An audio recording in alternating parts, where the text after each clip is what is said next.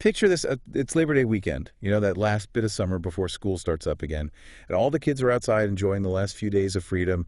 Families are having, their final cookouts. It's a time when things feel safe and relaxed, especially in a small town. It really is amazing how just one event can completely change how a place feels. Yeah. Like 1 minute, everything seems totally normal, and then suddenly everything feels different, almost scary.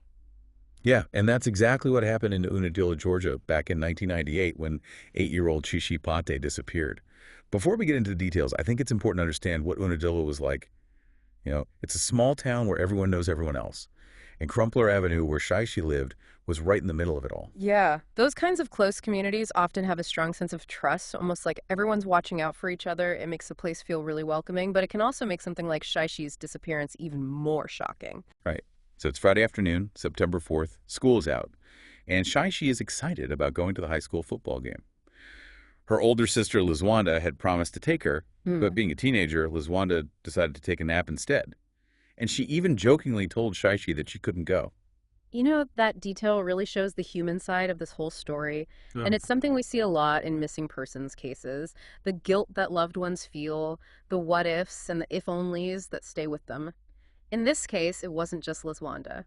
Later, when she was getting ready, she actually saw Shyshai playing on a neighbor's porch, but she didn't stop to pick her up. It might seem like a small thing, but it really shows how normal and safe everything felt. They truly believed Shyshai was fine. It's like that feeling of safety created a blind spot. Yeah, it's a common thing in these types of cases. Sometimes the things that make a community strong, like that shared trust and familiarity, can actually make it harder to investigate. People might not report something suspicious because they just don't think anything bad could happen in their town. And in Shashi's case, that delayed reaction had really terrible consequences. Later that evening, when her mother Veronica realized Shashi was missing, she started making calls. But when they finally contacted the police, they were told to wait 24 hours before filing a report. That's a really important detail, and sadly it happens more often than you'd think. The first 24 hours are so crucial in missing child cases, but there's this misconception that you have to wait before reporting someone missing. That delay could have really hurt the investigation from the very beginning. So now picture investigator Randy Lambert.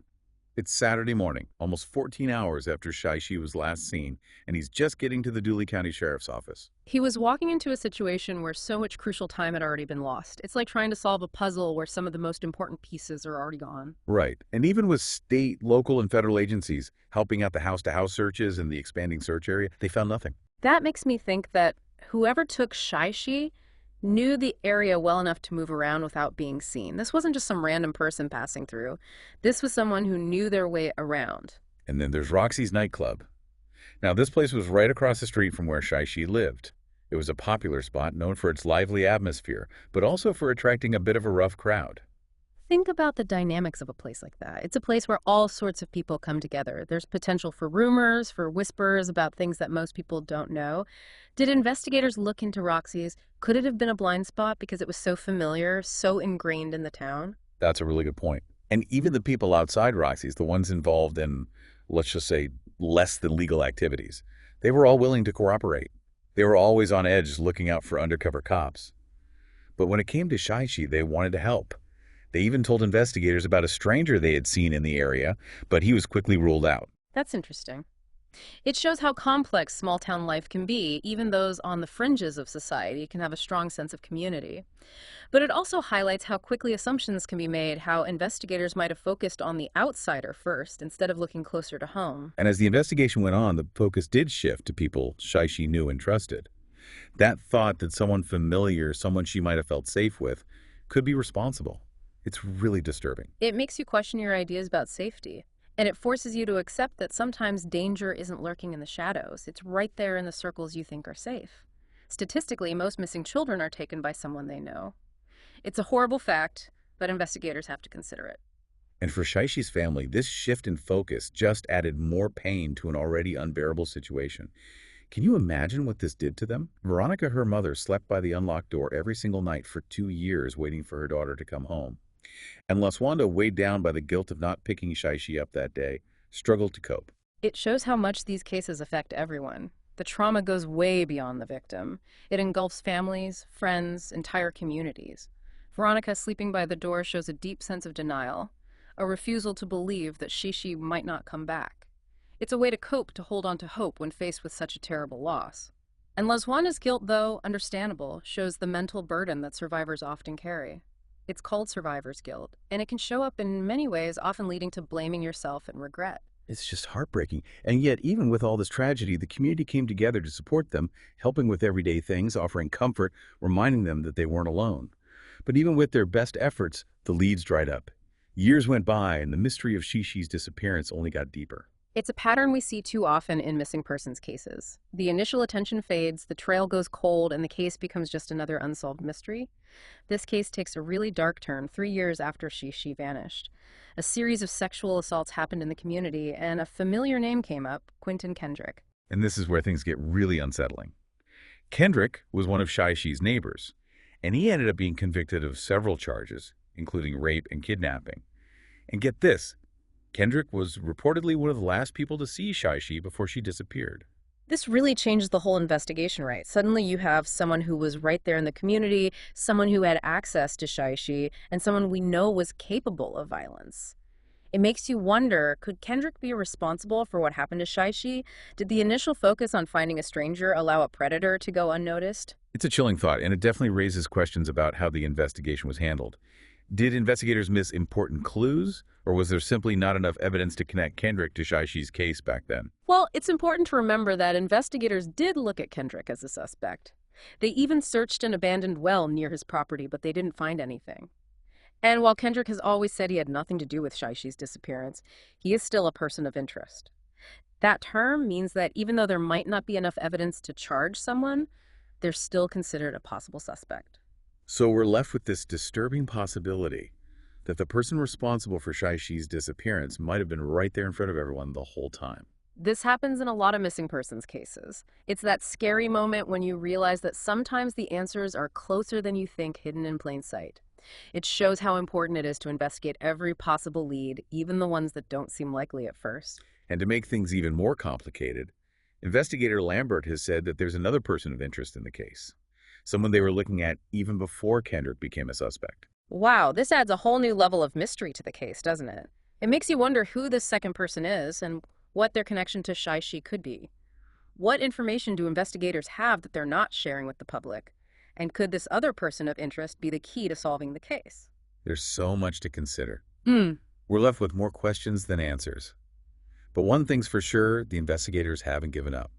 They're still actively looking for leads, even after all these years. That's something I really admire about law enforcement in these cases, that dedication, that refusal to let a case go cold even when things seem impossible. It's really commendable. And for Shyshai's family, those bits of hope, no matter how small, can be a lifeline. Like in 2012, when a tip from a Facebook photo sent investigators on a 12-hour drive to Detroit. They really thought they might have found Shyshai. This really shows the emotional ups and downs that families of missing persons go through. It's like being stuck in a constant cycle of hope and disappointment. Every new lead, every possible sighting brings a surge of hope, but it's often followed by crushing disappointment when it turns out to be nothing. It's like being torn between holding on to hope and preparing for the worst. Exactly. And even though the trip to Detroit ended up being a case of mistaken identity, it did give Shyshai's Aunt Rotondo some comfort. Knowing that investigators were still actively working on the case after all that time made her feel like they hadn't forgotten. And Rotondo has been a tireless advocate for Shyshai.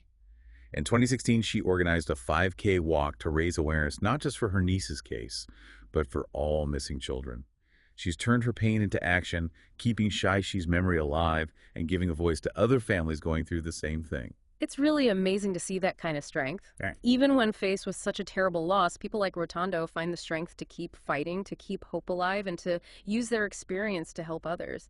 It reminds us that even in the darkest times, there's always some light. And while Rotondo was working to keep Shyshai's memory alive, a phone call in 2022 sent the family on another emotional roller coaster. A woman in Missouri claimed to be Shyshai, sharing a disturbing story of abduction and abuse. It's both fascinating and heartbreaking, isn't it?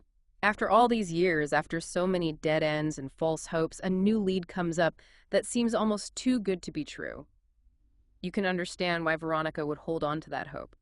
She even said that the woman knew things that only Shyshai would know. They even had a video call. Veronica felt a strong connection. She truly believed this woman could be her daughter. But then DNA testing revealed the truth. DNA testing has become a really important tool in missing persons cases. It can give definite answers, but like we see here, those answers aren't always what we want. In Shyshi's case, the DNA test came back negative. It crushed the family's newfound hope and left them struggling with uncertainty again. That must have been incredibly painful, to have that hope come back, to feel that connection, only to have it taken away. It shows the ethical issues that come up in these cases, especially when you think about scams that target vulnerable families. Natalie Wilson from the Black and Missing Foundation has talked about how often these scams happen. People take advantage of desperate families who are looking for any sign that their loved one is still out there. It's a stark reminder that even in the midst of tragedy, there are people who try to exploit the pain of others. It's a sad truth. And even though the woman in Missouri later took back some of her claims, Veronica still holds on to a little bit of hope. She's questioned the DNA test results and wants a blood test to be sure. It just shows how strong a mother's love is and how much she believes that her child is still alive somewhere. As we wrap up our deep dive into Shyshai Pate's case, it's hard not to think about all the questions that are still unanswered. It's been over 25 years, and the pain of not knowing what happened is still so real. It's a case that stays with you, doesn't it? It makes you wonder, would things have been different if Shyshai had been from a wealthier family? Or a different background? Would her case have gotten more attention? These are tough questions, but we need to ask them. Yeah, we do. And it makes you think about the bigger picture, too. Do all missing persons cases get the same amount of attention and resources? Or do things like race and social status play a role in how these cases are investigated? It's a really complicated issue. There are no easy answers. But it's worth noting that Natalie Wilson from the Black and Missing Foundation felt like she had to bring attention to Shyshai's case. That suggests that there might be differences in how missing persons cases are treated, especially those involving minority communities. It's a sobering thought, Mm-hmm. and it makes you wonder about the role of the media in all of this. Does the media help shape public opinion and influence how investigations are done? Absolutely. The media has a huge influence on which cases get attention and how they're presented. There is a tendency to focus on certain types of cases, often involving young, white, and middle-class victims. While every missing person deserves attention, the reality is that some cases just don't get the same level of coverage, and that can affect how resources are used and how investigations turn out. It's a systemic problem that needs to be fixed. But in the meantime, we have people like Rotondo Shyshai's aunt, who are working hard to keep these cases in the public eye and demanding justice for their loved ones. It's really inspiring to see that kind of strength. Shyshai's family never gave up hope, and that shows the incredible power of love and the belief that one day they'll be reunited. Just imagine Veronica Shyshai's mother is a grandmother now. She marks each year with both sadness and hope. Her grandchildren bring her joy, but when they turn 8, it reminds her of her own daughter's stolen childhood. It's a heartbreaking detail that shows how Shyshai's disappearance affected everyone. The trauma goes beyond the immediate family. It impacts future generations. And Laswanda, Shyshai's sister, is a mother herself now. She carries the weight of her guilt and the unbreakable bond with the sister she's never stopped looking for. Her message to Shyshai, if she's out there listening, shows how strong family is and the hope that they'll be together again someday. So as we come to the end of our deep dive, what can we learn from this complicated and emotional case? It's a story about a small town changed forever by a child's disappearance, a family dealing with incredible grief, and a community trying to understand something they never thought could happen. It's a case that makes us question our assumptions about safety. It reminds us that even in the places we feel most comfortable, danger can be present. It forces us to face uncomfortable truths about biases in the system and the inequalities in how missing persons cases are handled. And in the end, it leaves us feeling deeply for Shyshai's family and more determined to help bring her home. It reminds us that even when things seem hopeless, there's always hope. And sometimes all it takes is one person, one piece of information, to shed light on a mystery that's haunted a community for so long. So we want you to think about this. What would it take to bring fresh perspectives and renewed energy to Shyshai's case? If someone in Unadilla knows something, what could encourage them to come forward after all this time? We encourage you to visit our website to learn more about Shyshai Pate and other missing persons cases. Your awareness and involvement can make a difference. Remember, every voice counts. Thank you for joining us on this deep dive.